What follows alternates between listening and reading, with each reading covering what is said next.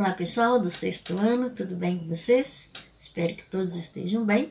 E na nossa aula de história hoje, nós iremos falar sobre os indígenas das terras onde hoje é o Brasil. Vamos lá?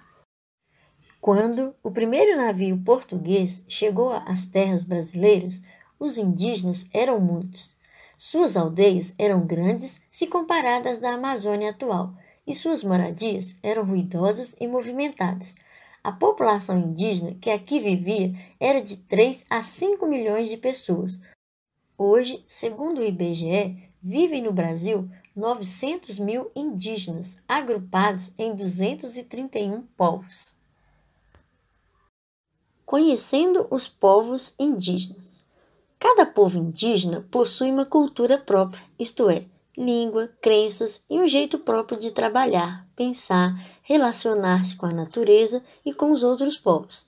As histórias e as culturas indígenas marcaram profundamente nosso jeito de ser, nossos hábitos, nossa língua e outros. Por isso, é importante estudar suas contribuições para a história e a cultura brasileira. Os indígenas estão presentes no dia a dia de todos os brasileiros. Grande parte dos animais, vegetais e lugares do Brasil tem nomes indígenas de origem tupi. Existem algumas diferenças entre os indígenas. Comparando os povos indígenas entre si, percebemos que há diferenças e semelhanças entre eles.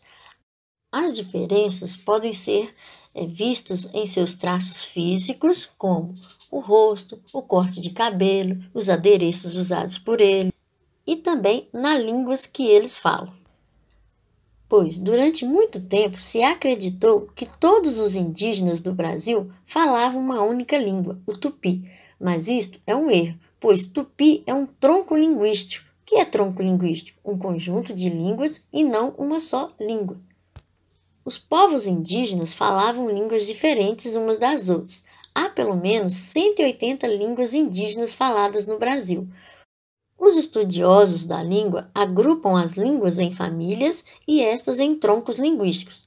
No Brasil, há 2 troncos linguísticos principais, o tupi, o mais bem conhecido, e o macro-G. O tronco tupi tem cerca de 10 famílias e o macro-G aproximadamente 12.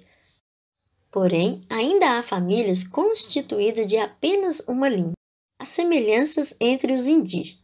Se por um lado há diferenças entre os povos indígenas, por outro, há também as semelhanças. O que é semelhança? É um conjunto de características comuns que as diferencia dos demais povos. Podemos destacar 2 semelhanças.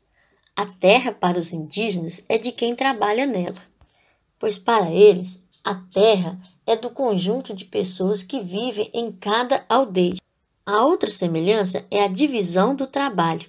É feita por sexo e idade, pois entre os indígenas algumas tarefas são feitas pelos homens e outras pelas mulheres. Crianças e idosos ajudam conforme sua força e capacidade. Todos os indivíduos de um povo têm acesso às condições e aos conhecimentos necessários à sua realização pessoal e sobrevivência, ou seja, nas sociedades indígenas o conhecimento é socializado. Os índios de hoje. Quando se fala em índios, a primeira coisa que vem à nossa mente é um grupo de pessoas que vivem em cabanas no meio de matas. De fato, os índios ainda são assim em alguns casos, pois a tradição continua viva em algumas tribos que não abandonam suas tradições e demonstram assim a força da ancestralidade que carregam e a sabedoria que trazem de seus antepassados. Essa força resulta também do contato direto com os ensinamentos oferecidos ao longo dos séculos pela natureza. Os índios são nossas raízes e agradecemos seus ensinamentos com muito respeito pela sua cultura, sabendo que ainda temos muito a aprender. Então, pessoal, ficamos por aqui. Um grande abraço e até a próxima.